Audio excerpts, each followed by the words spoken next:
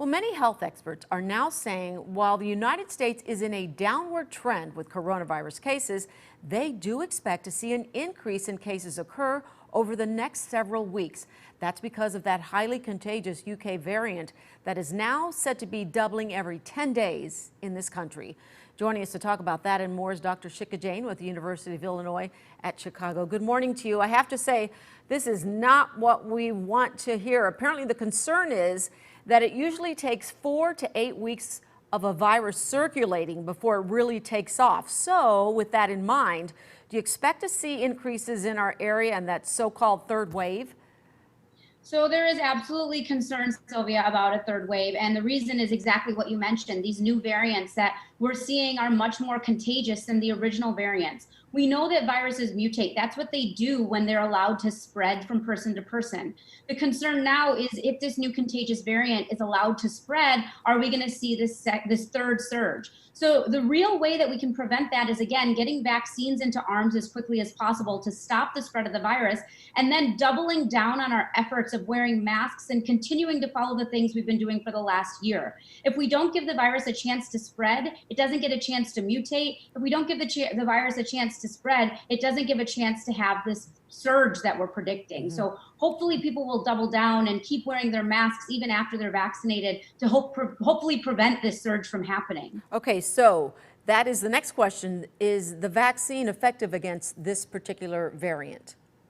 So there is some data showing that it is likely effective to some degree against this variant, and also that variant that's been described in South Africa. So there is evidence that shows that these vaccines are hopefully going to have some effect against these variants. So yes, we don't know if it's going to be as effective, but again, getting those vaccines into arms is going to be very important to prevent the spread because there is some efficacy here. And I'm hearing too that if this happens and we in fact stop after the surge from increasing, that to prevent a fourth wave, that it's likely that we might actually be looking forward to a pretty decent summer. So we're all crossing our fingers for that. But I also want to talk about this new report that has come out that's suggesting the U.S. should consider skipping second doses for now, and that people over 65 should go to the front line since they are the most vulnerable.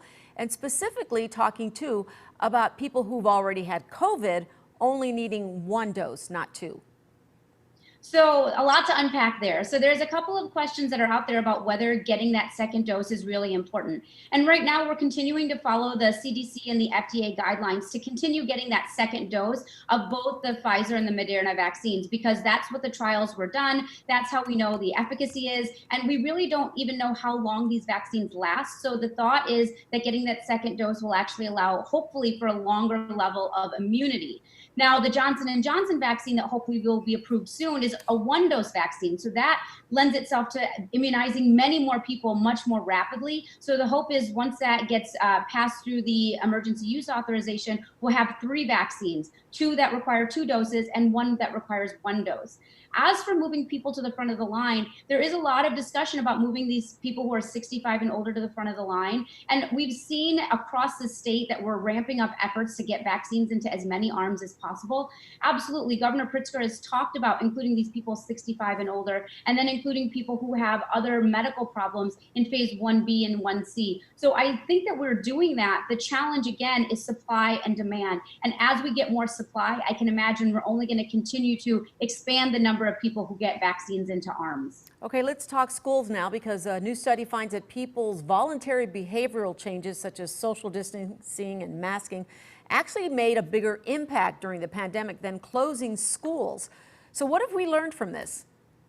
So back in the spring of 2020, when we closed down schools, I think it was absolutely the right decision. And there definitely was an impact on decreasing the spread and decreasing the number of deaths from COVID. But what this study is describing is that the impacts are actually even higher when you look at people's personal responsibility, people staying home, working from home, not going out to restaurants. That had an even bigger impact. Now that we are a year into this pandemic, We know what the safety protocols that need to be followed are in order to get kids back to school safely. The CDC has put out some great guidelines as well. So we're at a point now where we know kids aren't transmitting it as quickly or as much as adults are. We know that masks work and we know that social distancing works. So it's time to start talking about getting kids back to school, because the effects and impacts on these kids and on the parents who are working from home have been astronomical, and we're likely not going to even see the total effects of this for years to come. So we need to work on getting our kids back to school as quickly as we can.